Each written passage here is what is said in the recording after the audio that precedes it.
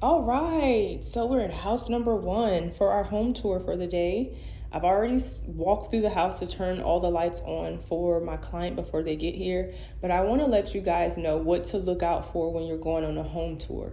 So as you can see, this house has been beautifully remodeled, but you don't want to get caught up in all the updates and things like that. You want to make sure that the floor plan of the house fits your needs for your family or whatever your project is. So floor plan, floor plan, floor plan. If the floor plan makes sense, then I would say go for it. Don't force yourself to like something because you will regret it later. So the client that I'm looking for, well, I'm touring with today, they are a young couple, no kids. It's just them. So this is, I would think it's perfect. So let's focus on the floor plan when you're touring homes and not get caught up in your HGT mindset.